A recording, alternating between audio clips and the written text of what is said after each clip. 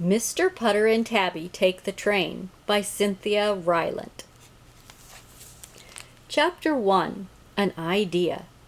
One day Mr. Putter and his fine cat Tabby were cooking some oatmeal when Mrs. Teaberry called. Mrs. Teaberry was Mr. Putter's friend and neighbor. "I have an idea," she told Mr. Putter. As she spoke, her good dog Zeke wagged at Tabby through the window. Tabby and Zeke were friends and neighbors too.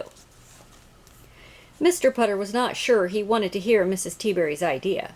Sometimes her ideas were odd and involved running fast or wearing feathers or having purple toes. But Mr. Putter always had good manners, so he asked, "What's your idea, Mrs. Teaberry?" Though he really didn't want to know. "I think we should take a train ride," said Mrs. Teaberry. A train, thought Mr. Putter. Mr. Putter loved trains. When he was a boy, he rode them all the time. He loved the big windows and smooth seats and traveling backwards, but he hadn't been on a train in years. "I haven't been on a train in years," he told Mrs. Teaberry. "Exactly," said Mrs. Teaberry. "Let's go tomorrow. We'll go north for 2 hours, then turn around and come back." Mr. Putter looked at Tabby, who was still waiting for her oatmeal. "Can we bring Tabby and Zeke?" Mr. Putter asked Mrs. Teaberry. "Of course," she said. "You're sure pets are allowed?" he asked. "Certainly." "And they can sit with us on the train?" Mr. Putter asked. "Of course they can," said Mrs. Teaberry. "You're sure?" said Mr. Putter. "I'm sure," said Mrs. Teaberry. "Positive?" asked Mr. Putter. "Positive," said Mrs. Teaberry. "Pets," she declared, "can go on trains." Chapter 2. Another Idea. "I'm sorry," said the ticket woman the next day. "Pets can't go on trains." "What?" said Mrs. Teaberry. Zeke was standing beside her wearing his traveling jacket. It had lots of pockets for bones and balls and little doggy lollipops. Mr. Putter and Tabby stood beside Zeke. They didn't have any traveling jackets, just a nice blue blanket for naps. Mr. Putter looked at Mrs. Teaberry. "You said positive," he told her.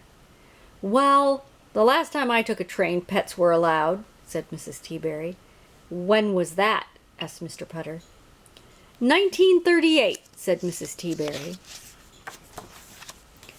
Mr. Putter had to smile. "Let's just go home," he said. "We'll have some tea." "We can't go home," said Mrs. Teaberry. "I've brought cards and games and binoculars and banana crunchies, and Zeke's jacket is all filled up." "Did you say banana crunchies?" asked Mr. Putter. Mrs. Teaberry nodded. "Like the kind we have on the 4th of July?" asked Mr. Putter. Mrs. Teaberry nodded again. Suddenly, Mr. Putter couldn't imagine anything nicer than being on a train with Tabby and Mrs. Teaberry and Zeke eating banana crunchies. It would be the best train ride of his life.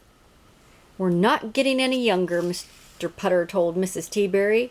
"I have another idea." Chapter 3. Taking the Train.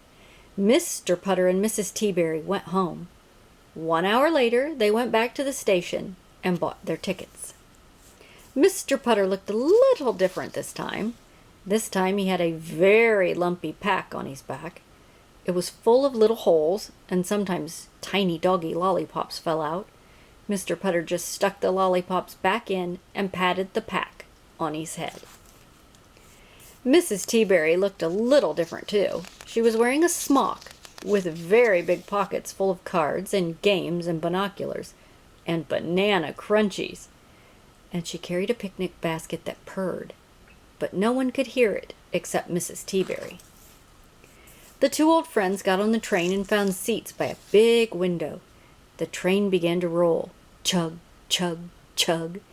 Mr. Putter was so happy he thought he would burst.